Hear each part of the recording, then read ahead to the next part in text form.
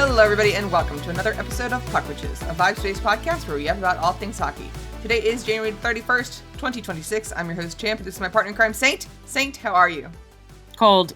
Oh, well, yeah, that'll do it. So fucking cold. All right, well, as always, we have a lot to discuss this episode, so let's jump right into it. Saint, we have got to talk about it.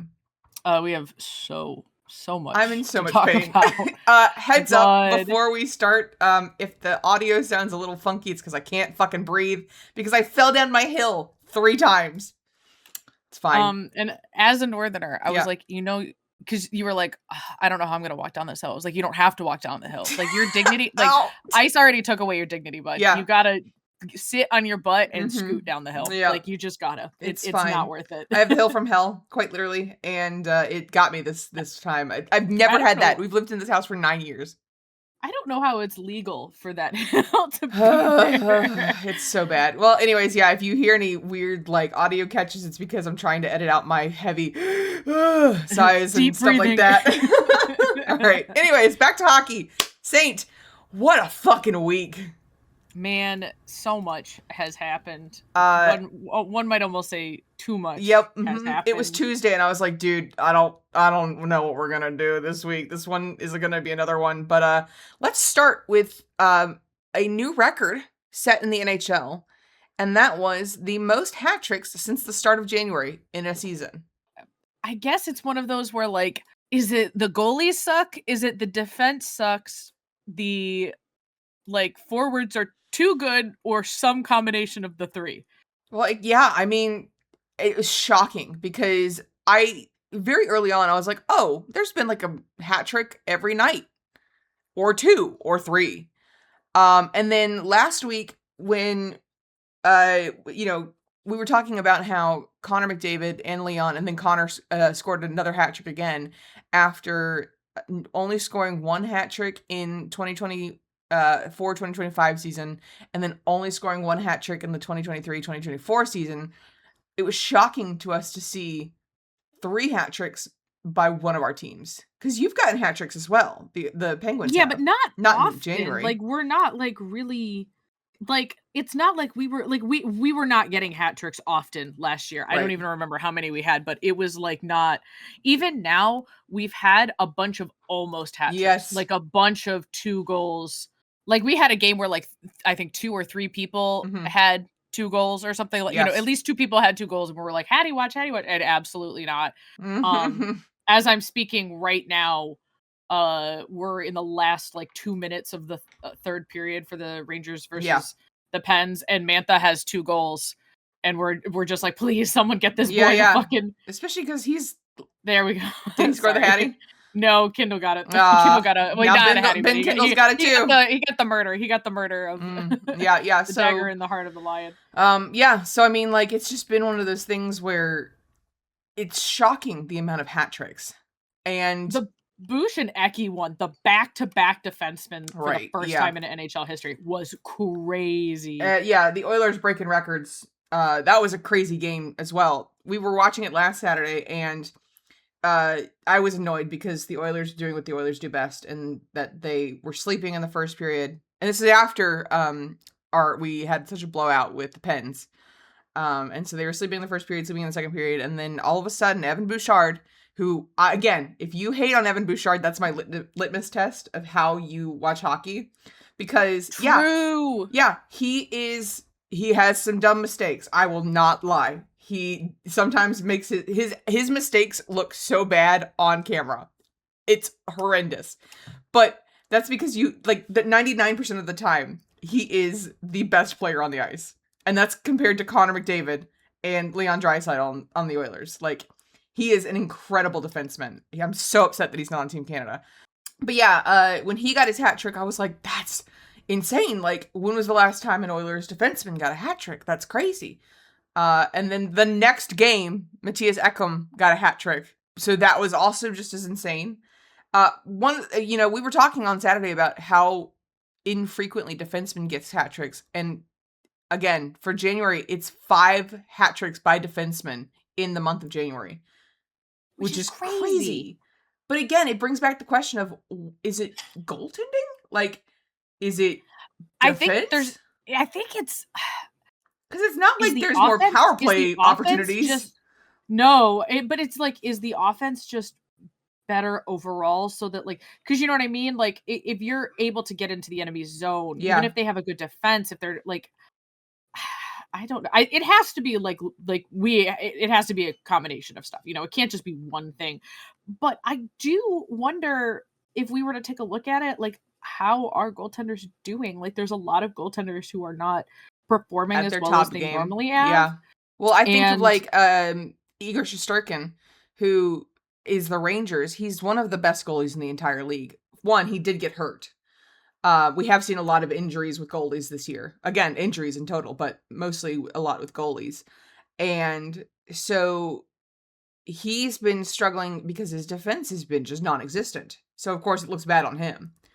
But then you go to somewhere like the Sharks, who aren't the incredible goalie. Like they're not great defensemen either, but they have scored an incredible amount of number on elite goalies. Like I'm and thinking of the Florida game where they got 6-1. yeah, and it's just and I mean like right now there's a minute left. But it's the Pens are 6-4 Mm, or I'm sorry, 4-6, which isn't great. Let me be clear. I'm yeah. not really happy with these last minute goals here, but like that's a lot of goals. Like I feel like cuz like they've been talking and I feel like watching the Pens at least since January has been a lot of like high scoring Mm-hmm. games. Like I feel like last season we used to see a lot of games that were 2 was and like 3. 1 goal, 2 goal, like, you know, Mm-hmm. very low scoring. Like getting 5 goals in a game, I feel like was pretty, I don't want to say uncommon, but it didn't happen every game. Right. Now it feels like it's happening every game. Well, I went Like, back and I looked at Thursday, January 29th, because that was the night that was already crazy itself. The Bruins scored 6, the Sabres scored 4, the Canadians scored 7, the Lightning scored 4, the Penguins scored 6, the Hurricane and Mammoth scored 5, and 3 of those goals were in the last minute and a half or something like that. The Blues scored 5, the Kraken scored 5, the Stars scored 5. I mean, it was just a night of fives, and that was rare last year. Like really, really, really rare. So, yeah, I mean, like, I can't wait for like the stats people who are good at math and not have all us. those and have all those numbers in front of them because I sure fucking don't. That like they would be able to show like, hey, what is the save? Because I have a feeling if you look at it, the save percentages are down Just from eye for certain. test. Yeah. Yeah, just based on like what I'm seeing in these games is I'm like we are usually seeing high scoring games, so it's probably not great. I don't know. I like I said, I think it's all of the factors. I Yeah. think that the play style of like that aggressive forechecking and the battling, and you just also have like I wonder if you can blame some of it on development too, because I feel Oh, like the focus is often on skaters. right. Like, you know, we joke about and it's not a joke, but like Team Canada, like you've got to like focus on your goaltending situation here in the long term. Convince your children that you want to be goalies. Make them a Yeah, little weird. start offering scholarships to these Yes. kids. Like you've got to do that. Like you've got to like start giving because hockey's such a fucking expensive sport.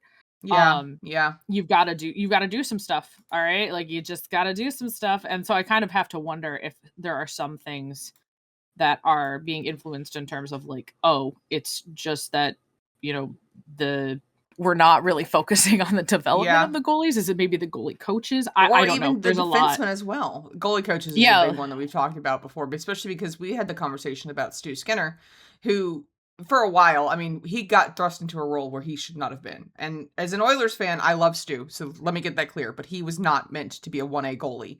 That young. You know, he was supposed to ride on the coattails of Jack Campbell for a little bit longer.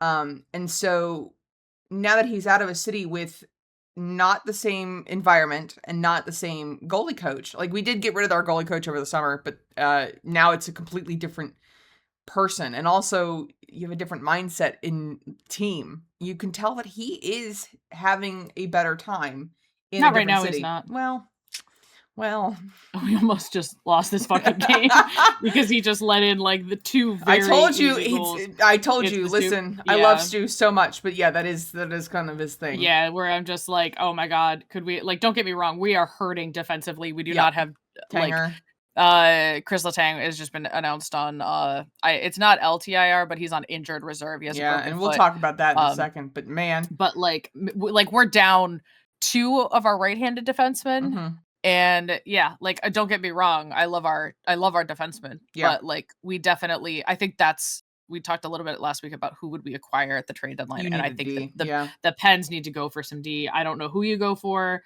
I offer sheet somebody. I don't fucking know, but you got to go for somebody, right? I guess because I mean Kyle DeBoss has like such capabilities in his hands because he's got all of those draft picks, and there are a ton of like teams around the league that are hurting for draft picks.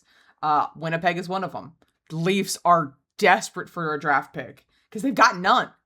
Yeah. And if Vegas gets out in the first couple, like if you're Vegas right now, do you kind of regret giving away some of your trade picks? And I think we vastly overvalue. I agree. I agree. Like in general, how the NHL is one of those leagues where like it does not matter. Like I feel like I don't know that much about football, right? But I know that when a guy goes in the top drafts, they're playing. Yeah. Like sometimes like the next year. The NHL is not that way at all. We have guys who it's like they get drafted and never play. Like they literally never play an NHL game. Yeah. Whether it's their development doesn't go forward, some of them get snippy about not playing. Their attitude could be yeah, like we've seen some guys who would rather go overseas and play for like the KHL or into European leagues because they felt they weren't getting the ice time or they weren't being put up into the big leagues or even the AHL quick enough. Yeah. And so it's like, okay, but the draft capital is fantastic.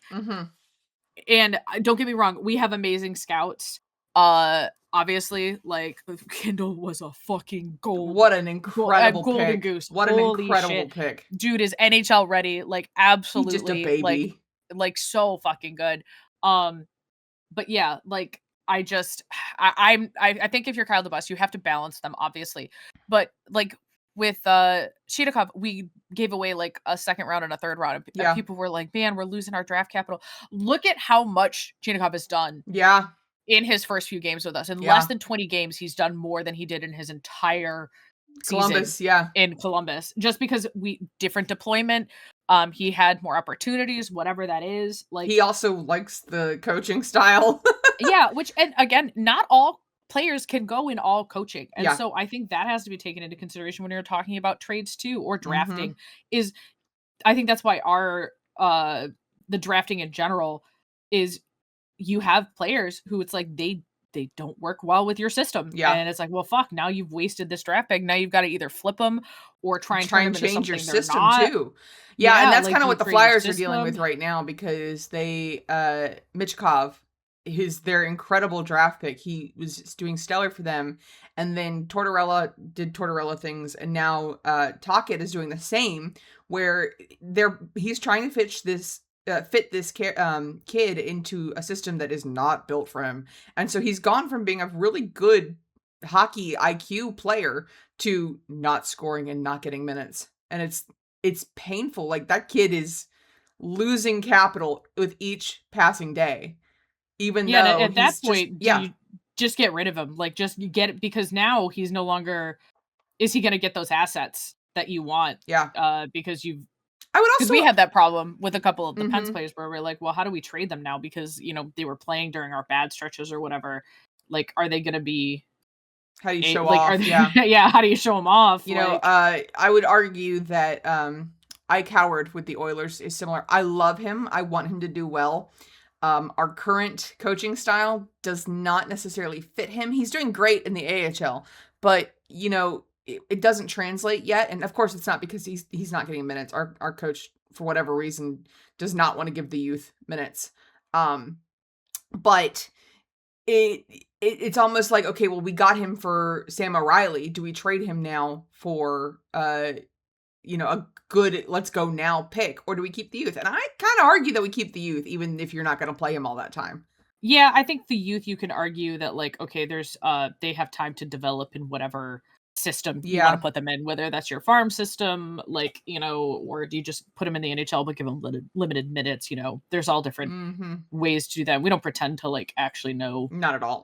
what the best development I was system is, actually because really I don't. impressed. I was actually really impressed of how long we've talked about it because we don't Yeah, know. but I understand. But the thing is that, like, I don't know. I'm like, I have a background in not education specifically, but like I do well at every job I've ever worked.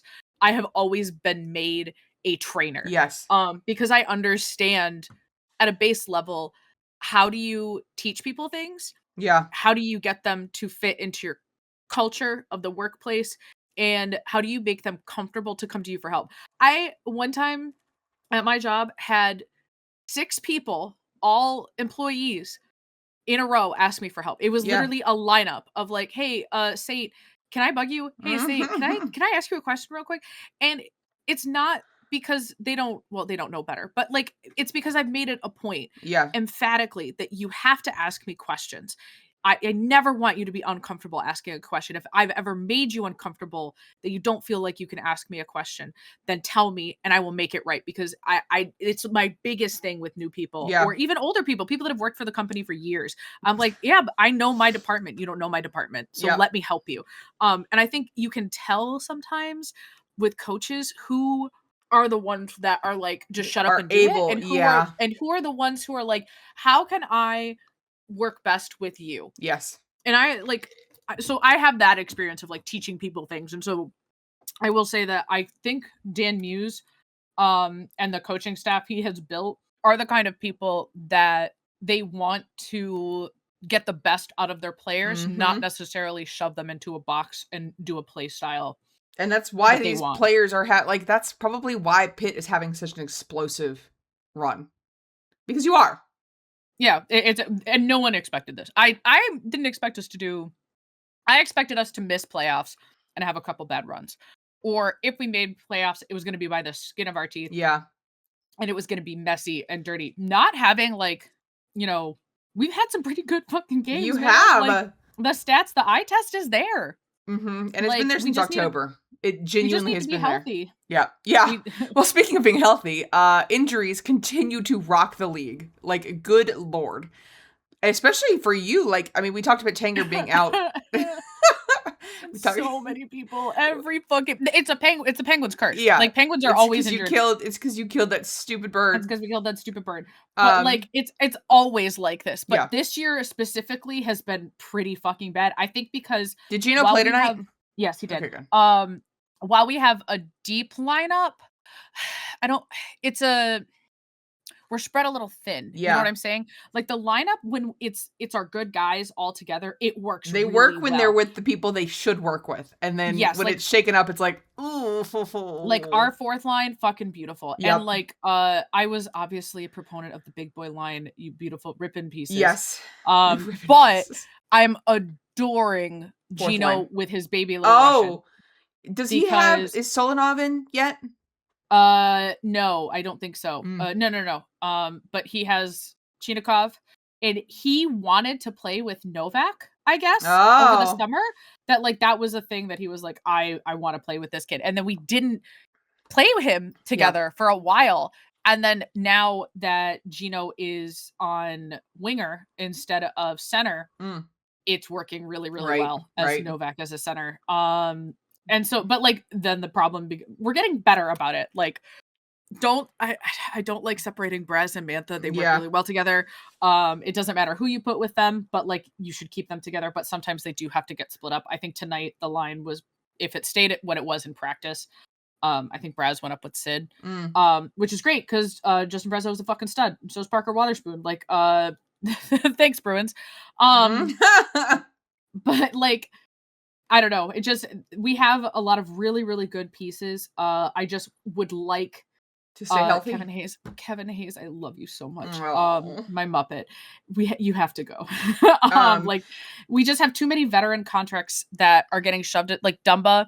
And it like I just want them. I don't have any ill will to them, but we need some different pieces. I don't know if it's just maybe they're not meshing well. Maybe we have too many like bottom 6 players, I don't know what it is, but I would like I would like to see them flipped at the deadline if possible. And either deadline, because next week is the deadline, or the March deadline is right around the corner too, which is crazy. But watching y'all lose Jack St. Ivy, which we kind of knew he was going down the minute he went down in we went, the Oilers game. He couldn't get off the ice. Incredible perseverance from him. However, and I was like, oh, bud. Then Tanger has somehow gotten a broken foot. Couldn't tell you how.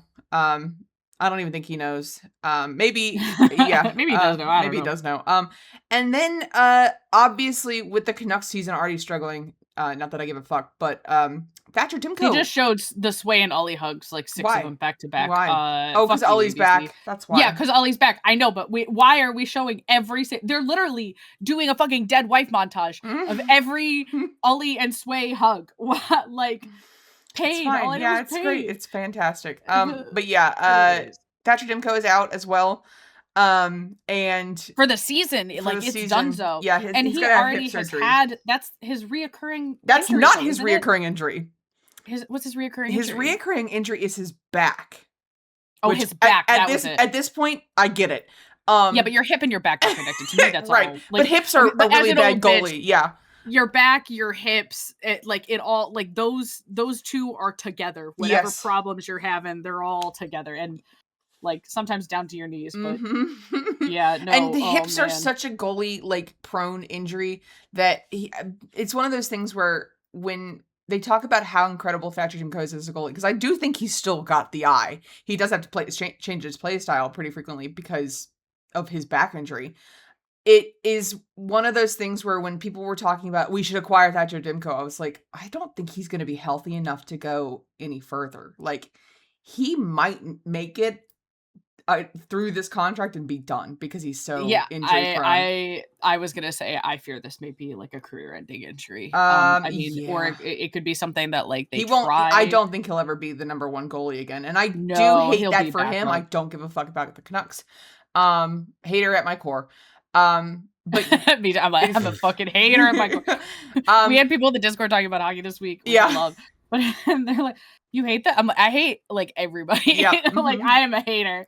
Yeah. But I don't know if I sent you this, and it blew my mind. Did you see the article released about the Toronto Maple Leafs sports science department?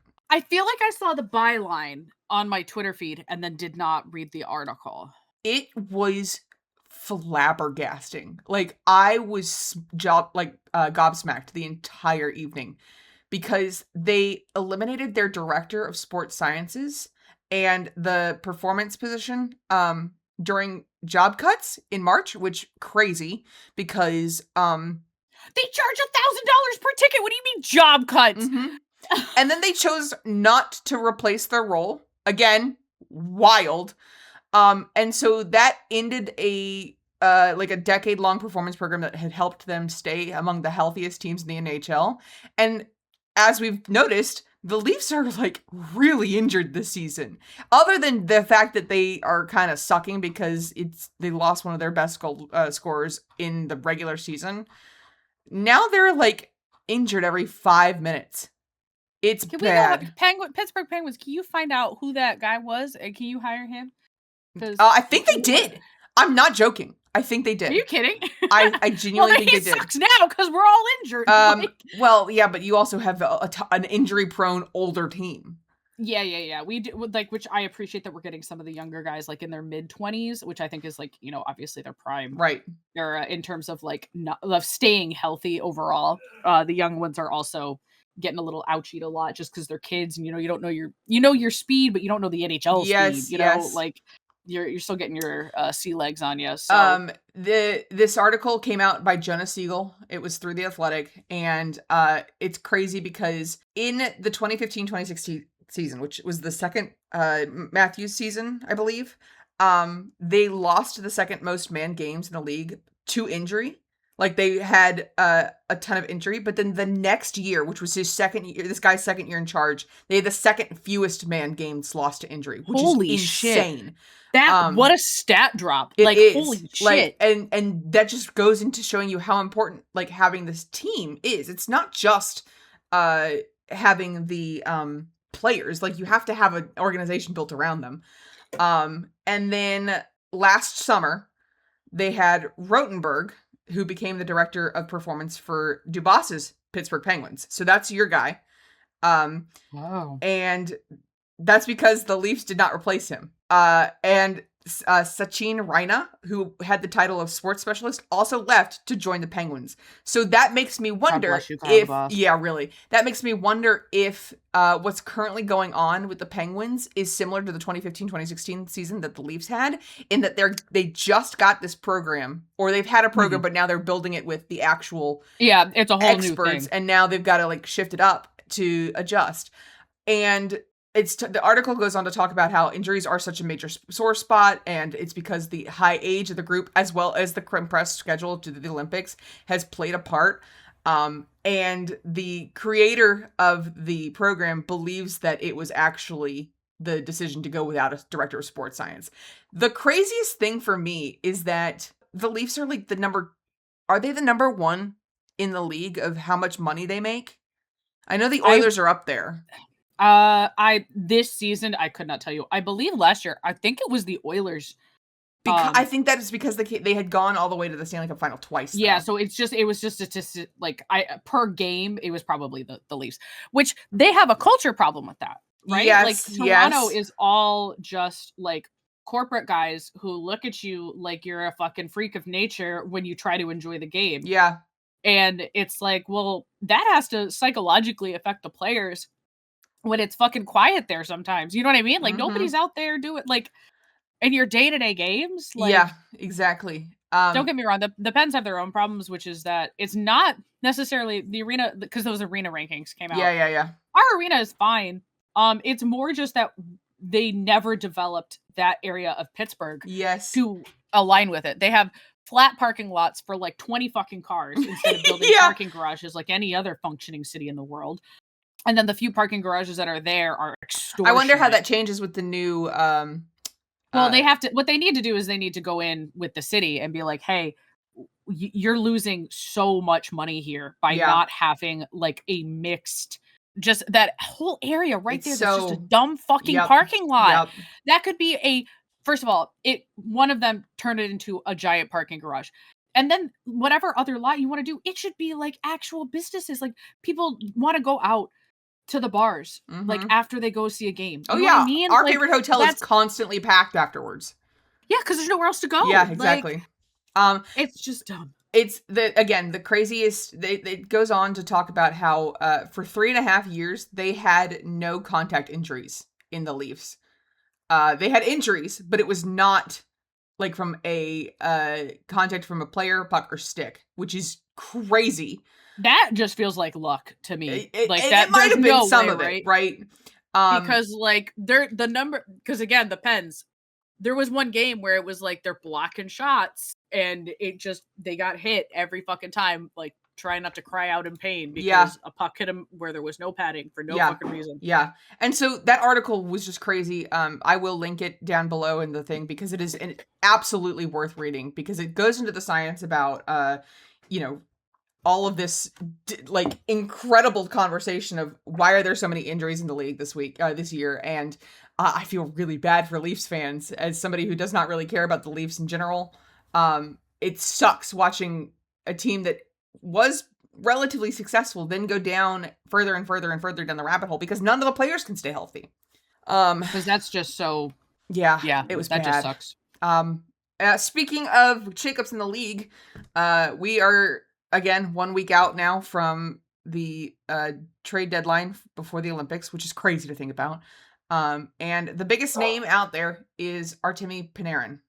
And my question for you, I know I don't want to talk about him any more than you do, is there have been 3 teams that are linked with him, and that's Florida, Seattle, and the Leafs. Out of those, I feel like the only one he could go to is Seattle, right? Because how bad are the Leafs' cap space? Not great. That's why they have such a trouble, because they have so many no movement clause. Oh, and then there's Florida. I don't know how Florida makes it work unless they trade somebody. I think, yeah. Because I don't believe Florida handed out no movement clauses like candy. I don't think they did. But I believe they gave them term and money. I don't think they gave them Yeah, which I could be wrong. I yeah. could be wrong because I don't remember because they had that last summer where they just they were all of their contracts a miracle signing everybody. Yeah, so I don't know where he goes. I think that Seattle's kind of like the only realistic option. I don't want him to go to Seattle. I don't think either. he would do well there either. There was talk about him going to the Sharks, and that quickly got dropped because the Sharks are like, we don't want that culture in our locker room. Yeah, like I feel like you like obviously the league Sharks does not give the a Sharks shit admin about... does not need that, especially because Sharks social media team has one of the best social teams in the league. They don't need that. Yeah, not after and the allegations. Like that's kind of what I'm foreseeing is like, do you really want to like his top pick was Florida, and I just don't see how that happens. Just from a cap perspective, I don't see how it happens. But like also, he also wants to resign. But yeah, that's because that was the other thing is like, who's gonna give you an extension? Yeah, like beggars can't be choosers here. And also, I just like, don't get me wrong, it can always be your team, right? Like it can always be any team that signs a piece of shit. Evander Kane, yeah. It can literally be anyone. But like, I do think that if you're a team, you have to go, man, isn't he a fucking liability that we have to pay people off if he does this shit again? Yep. Like, and then what's the negative? Because there were teams that were for other players that are pieces of shit. Yeah. That like there were teams that were like, we're not interested. Yeah. Like we have no interest in this person. We don't want them player that you and I are talking about. We had the whole shit with the Carolina Hurricanes, and they were like, actually, we don't want our season ticket holders to cancel, and that's what season ticket holders should do. Honest to God. Another, Evander Kane's name is still out there. He's bitching about the fact that his name is out there. I don't know if you saw that interview with the Canucks media, is that his agent, the GM for the Canucks, was like, yeah, we can't find a trade for you. So they gave his agent permission.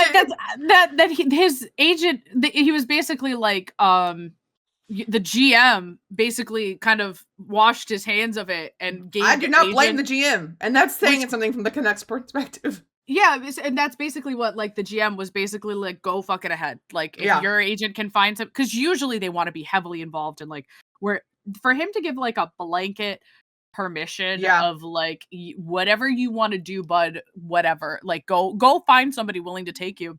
Yeah, we had the conversation with their Discord where it's like, there's no way he's going to the Jets, even though the Jets need something. He's been on 1,000 teams. No, 1,000 games played, isn't he? Yeah. Like, what do you think is... There's nothing out there for people to, like, what are you going to get from him? There's nothing new. I think it would be funny if the Canucks got stuck with him. I think it would be actually hilarious.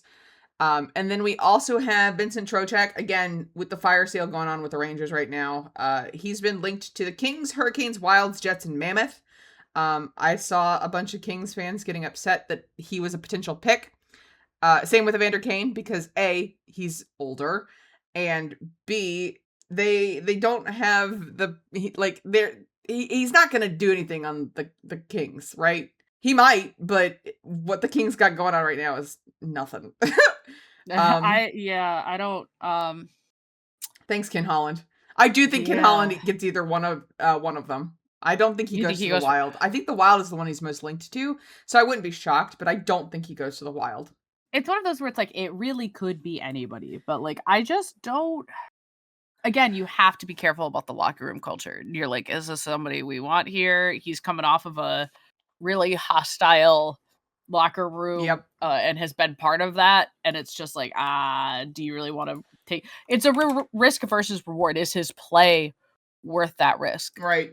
And Evander Kane's known for the same thing. Oh, like, I think Ken Holland tries to take Evander Kane. I'm not even joking. I think he does try to take it. I don't want him to go to the Kings. Which is so funny because Oilers it's like Corey Perry. Well, Oilers Light and Corey Perry and him famously do not get along. So that's fucking like, right. So it's like, okay, now I really want him to go to the Kings.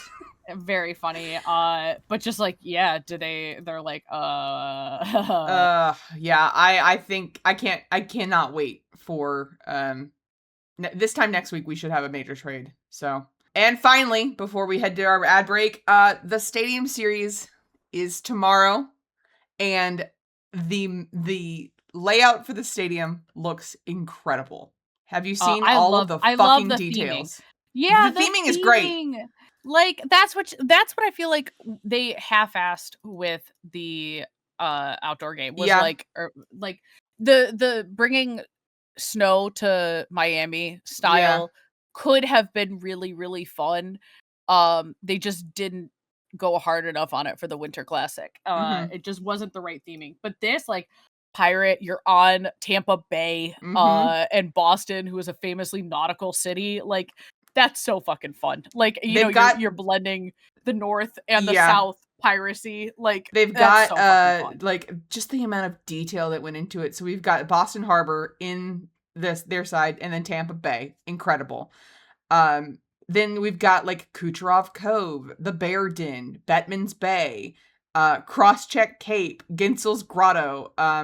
There's Braden's Point of No Return, Headman Reef, Vinnick's Voyage, Thunderbug Cove. Like, I mean, it's just so well done, and I really, really like this is like I all of a sudden want to watch this game. I don't really care about the Lightning versus the Bruins. I don't think I mean, it's fine. I would be more interested if it was a rivalry game, but I think now I'm like, oh, okay, Pirates, yeah, let's go.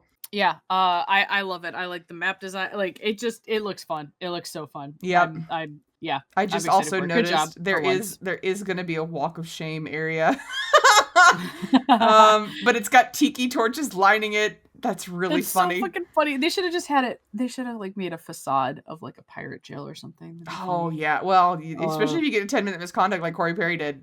Yeah. Hat-trick kill. I think that this is so well done, and it just goes to show you why Tampa's better than Florida. Anyways, they also announced.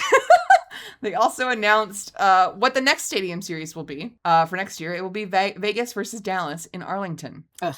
I was about to say, what are your thoughts, Saint? Why? Here's my thing. Didn't Vegas just get a fucking outdoor game? Like, yeah. I understand original 6 teams. Like, I get that you want to do original 6 teams all the time. But why even at a fucking Vegas? Yeah. Like, for what? I couldn't tell you. The Dallas, I get. Dallas, like, again, Dallas they're talking at the about Arlington like AT&T Stadium will be incredible. It will be awesome. Like, I get that, like, you need it to be, like, because it'll be really, really cool, like, home team versus, but why Vegas? I also don't know Dallas versus Vegas. I don't necessarily There's also history there. Like, there's, like, playoff history, obviously, but not to the degree that, like... Oilers. Like, why not go for the Colorado Avalanche? Like, well, Avs got the Mammoth next year, so they're not going to do it. I feel like there was so many better options. Or, why are they both in the same, like... Western Conference, I guess. Yeah, like I understand because they're doing it for all of the ones so far that they tend to be in the same conference, but just like I don't know. Yeah, I don't know. I feel like there were other teams that you could have brought in, especially if you're trying to get small market teams interested. And neither of those, like to me, the Stars are more likely to draw in viewers than the Knights. Like I don't like the Knights fans are not. Like they're present, don't get me wrong, but like with all of the controversies that Vegas has had, I don't. I know I will not be tuning in because I fucking hate Vegas, which is funny. Which is very funny because I have family in Arlington, right?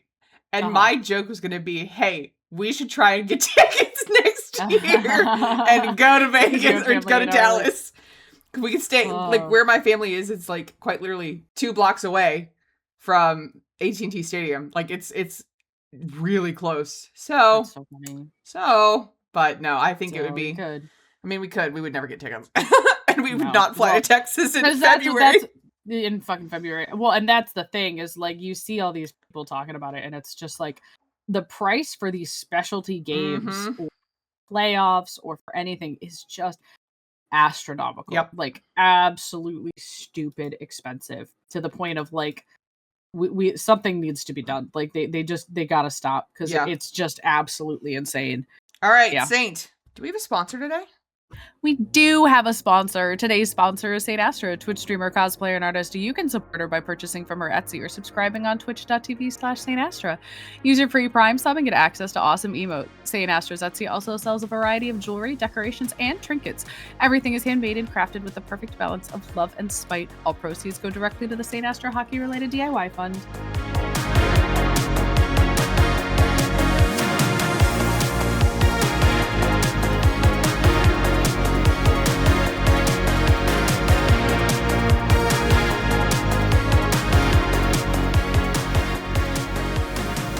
let's turn to our one-timer topic where we take one shot at the biggest story of the week. This week's topic is the Department of Player Safety again. Again, this has been a recurring topic this year. It keeps happening that like we keep talking about it and then it just keeps escalating. It's like, so upsetting. I know how I feel about it. Like, what do you think about Bryan Rust getting 3-game suspension as a first-time offender with no prior history for an illegal check to the head? You know, I looked at the video and I do think it deserved a suspension. Yes, absolutely. 1 game. Yep, 1 game. 3? You're telling me he deserved Jacob Trouba 3? Around a free man? Like, Brad Marchand hit the fucking Canadiens player and didn't get anything because the fucking, what's it called, happened the next day? Winter Classic happened the next day, and God forbid. Yes, and so they didn't give him anything? Are you fucking, because that's the thing, right? Yeah. It's like, you have players who have history. They have intent to injure. They're just, excuse me? Sam Bennett didn't get Sam Bennett.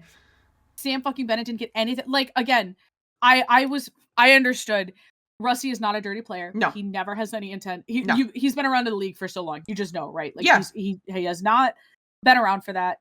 It's just not his thing. I understand that in the heat of the moment he got a little too aggressive and it was a dirty play and he absolutely deserved to be suspended for 1 game. The fact that this is like, I believe, one of the first suspensions of the season. Like, we really haven't had that many. Wow. Everything has been a fine. Yeah. Except for that. And I'm just like, but you had way worse incidents with like egregious injuries. Literally headhunting fucking Hagel. What? Yeah, Hagel. Like, how the fuck are you not?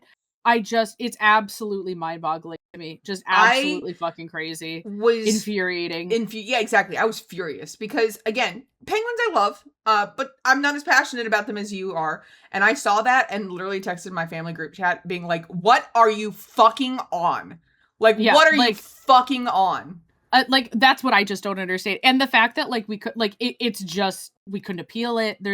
And then they're talking about that, so William Nylander flips the bird, right, to the media when he's up in the press box. Because as we mentioned this episode, there has been a ton of injuries for the Leafs. Yes. And it's like, I get it. It was a moment of frustration and it is not appropriate. He shouldn't have done that.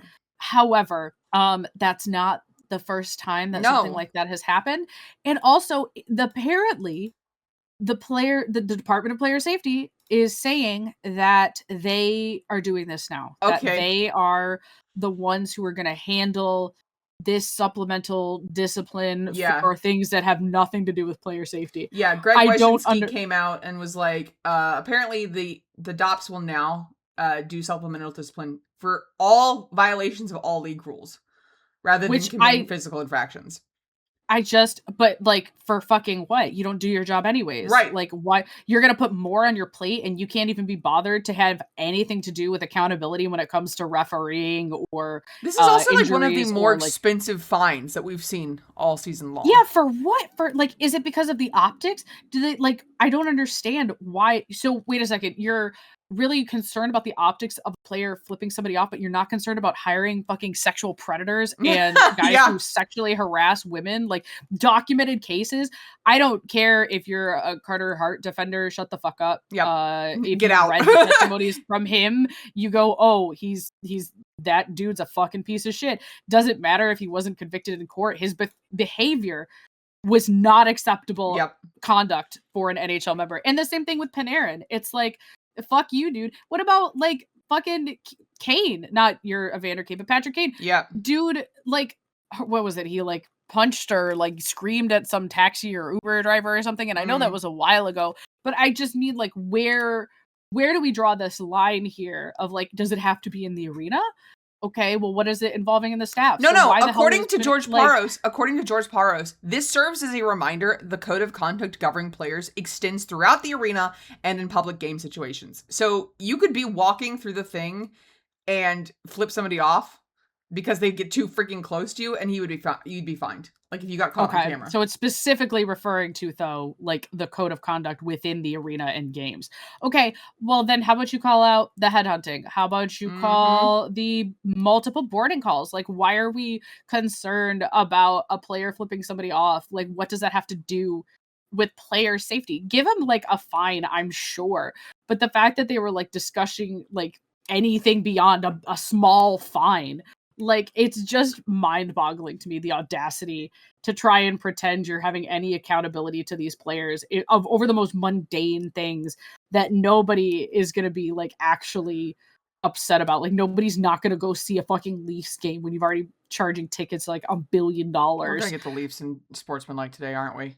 It has nothing to do with the Leafs. It's just no, it doesn't. I hate we've been talking about the refereeing and just the phantom calls and just all the shenanigans. I did think you guys had one, didn't you? Yes, that was with Celebrini on Thursday, where he did the same thing. Literally, what we talked about last week. He did the same thing. He bucked his head back because he thought he got hit. He did not get hit. They went over to he very respectfully went over to the ref and was like, listen, I did not get hit. Ekholm did not hit me. I'm okay. No need for a penalty. And the ref still gave Ekholm the penalty after they reviewed it.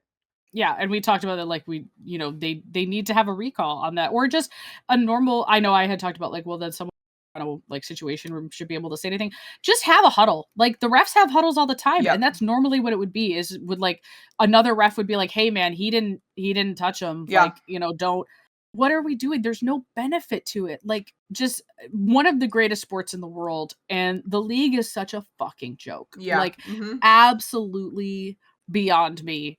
Just how inconsistent, like just absolutely insane. Like the thing about codes of conduct is you need to have rules on those codes of conduct, and there needs to be clearly outlined consequences. Because if we're talking about like if you want to fine $5,000 for something like that, great. Then keep it consistent. Yeah, that's the problem. Is the total lack because of Sergachev did it literally last year, game 82. And was it in the stadium? It was in the stadium, but he was under the tunnel, and so he flipped off just a camera. But but that's the exact same scenario. Exactly, and so somebody, it's in the stadium. It was Chris Johnston said, it's likely tied to how much noise an incident generated, because again, it's the Leafs, and even William Nylander apologized. He was like, "Oh, sorry," and he legit was like, heat of the moment, like, dude, like obviously he's frustrated. He hasn't been play, like, I get it. And I think that the freaking standard in the league right now, where you can have all of these players who have questionable backgrounds or quite literally accused, like criminal backgrounds, and they're like, yeah, it's fine, we'll keep having this, no big deal, compared to something that shouldn't really create that much noise. I thought it was fucking funny. That's what I was like, oh, haha, he's flipping off the camera. Like, I'm sorry, but this is not 1960. Like, you can flip off a camera. Stop with nobody gives a shit. Stop with the Puritanism, whatever it's called. Like, my guy, I'm watching people get murdered live on TV right now in my own streets. Like, how about we have a little bit of perspective here? And I'm not saying to abandon all decorum. No, I agree. Let's just have, like, again, the player safety cannot handle the basics of player safety. So why should they be getting their nose involved in shit like this? Go focus on everything else that you're not doing already. Again, the 50,000 boardings that you just have refused to call or hold any of your referees accountable, and having an actual meritocracy for the referees as opposed to whatever you've got going out now, which is just to let them be gods for a game and whatever. Yeah, so as once again, we fucking do not like Department of Player Safety because it's not doing anything consistent.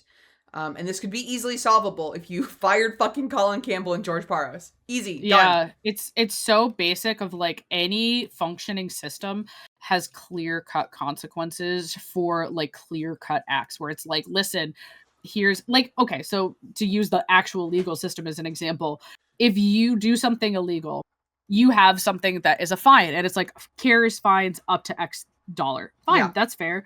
Then you also will have things where like a criminal charge will cause time in jail between 5 and 15 years, or 1 to 2 years for the first offense, and then reoccurring offenses will often garner stricter punishments like higher bail, or no bond or whatever. Like What is so hard about that? That like, okay, hey, fucking Jacob Trouba, Captain Elbow over here. Where's Sam any Bennett of his... killing every fucking goalie. Yeah, like our very first playoff season, I wanted to murder that man for the shit that he pulled on the goalies with no calls, no anything. So it's just, I just cannot stand it. They have to do better, especially with like the increase of interest in the league. And also just, I'm sorry, but like your players are yet again gonna start taking shit into their own hands. All right. Yeah, that's just, we're back so here. Annoying. We're back. How many times do we have to talk about it? They do this every week. How many times do we have to talk about it? They do this every week. If we watch, this week's going to be horrendous. We're going to have something else we're going to have Stop, to because it's like right about. before it's the Olympic break. So it's going to be fucking all, their refs are going to lose their goddamn minds in either direction. God only knows, but... Yep.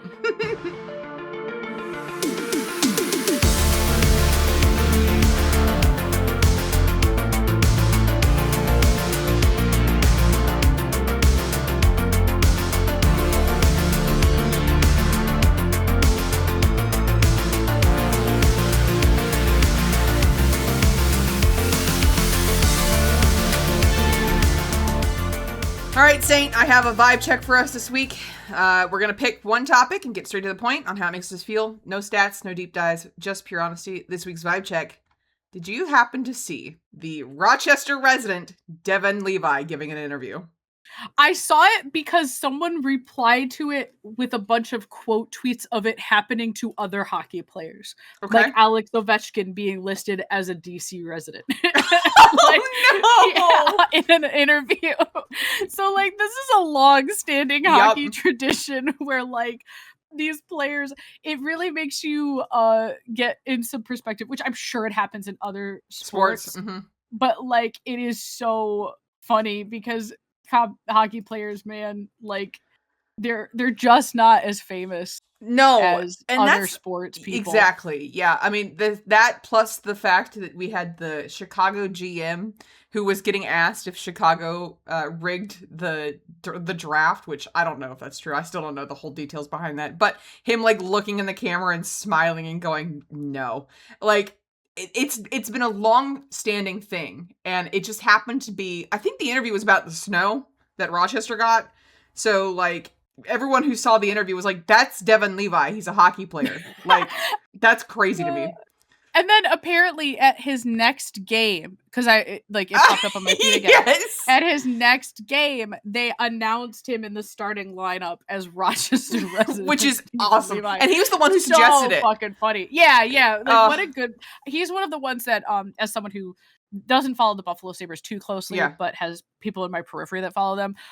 He's one that has been like cool to watch his development. And one that I've been like kind of keeping an eye on. Yeah, I mean the Oilers wanted him for a goalie, but I think it was just one of those things where I was like, that's so fucking funny that he would go that far and be like, yep, I'm just a Rochester resident. Rochester resident, I am not at all. It's so fucking it just really goes to show you how not small, but how small and niche the hockey community is, because it is. It is, like, unless you're into hockey, even like, Sid doesn't get recognized all the time.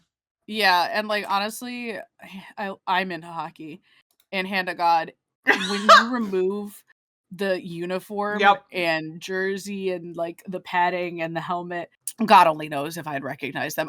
There's like maybe a couple dozen players that I could pick up out of a lineup without any, especially for like, teams that we don't really follow closely. Yeah, or just like players who are older that like I knew them from videos prime and not necessarily now or whatever, and I'd be like, I don't know. Like Kiki Palmer, I'm sorry to say, I don't know who that man is. There's a TikTok account. I don't know their names off the top of my head, but they do like random challenges, and it's like, identify this hockey player by their mouth. And I sat there, I was like, the only one I got was Sid. Like, you could not pay me to know every single hockey player. And I do feel like we've gotten better, but at the same time, I'm like, yeah, no. like the majority of them, it's just like, I'm sorry, but that is a white man. That is a white man. No, like that's like almost all of the hockey players. All right, let's move into Sportsmanlike Conduct, where we spin the wheel to pick our team of the week, and no matter who it lands on, we have to say something nice and spread a little love on the ice. We were not very nice this week, but it's fine because we're going to spin this wheel and get somebody that we actually want to talk about. Yeah, we were really haterific. It's fine. This episode. At our core. All At right, our let's core, see. haters at our It's going to be core. the Kings. No? Oh, interesting. Oh, not who I would somebody have who we at all. talked about at all. All right, so this week's Sportsmanlike Conduct is going to be the Montreal Canadiens. Okay. All right, I've got one. Okay, I know what yours is. Do you? I think I do. If you don't say it, I will be shocked. Do you want to go first then? No. You can go. My favorite thing about the Montreal Canadiens is Youppi! Yeah, I knew it. I love that stupid fucking mascot so much. What do you like about him, champ? He's just a happy little guy. He's just a happy little guy. I didn't know anything about him before we did the mascot video and immediately became smitten. Could not tell you why. I was like, that one's mine. He's my second favorite mascot. This little guy. He's just a little guy. He's got really, really bug eyes and he's staring into your soul and he's a little creepy, but it's fine because he's just a little guy. I love him. Little. He listen, when you're 6 foot tall, Saint, a lot of things are little. Okay, that's fair. I like the Bell Center. That was my second one. I think I legitimately, as someone who only took French, I used to actually be not fluent, but very conversant in French. Could not now absolutely have retained nothing. Bonjour is about the extent of it. Pamplemousse. Pamplemousse. Yep, that's my other favorite. But so like just the history, the excitement. I would love to go to a game there. That's on our list. Just once. Yeah, it is. As someone who is not a Hobbs fan, I just want to go there once, just to experience it, because I feel like what is a normal game for them is what playoff hockey is for a lot of other people. I agree. So it was awesome seeing them host Four Nations and being like, as people who were still trying to understand different arenas, and somebody who does not watch the Hobbs very often, I was like, that arena is cool. Like that one, I want to go to that barn because I think it would be so much fun. And we were standing in front at the Panthers game talking about which arenas we wanted to go to, and that was top of our list. Yeah, just for like the experience. Steelers, obviously. Yeah, just for the experience. I feel like it's one of those, like, even if you are not a hockey fan or someone who considers yourself a hockey fan, you should just go once. Just to say that you did it. If you have the opportunity.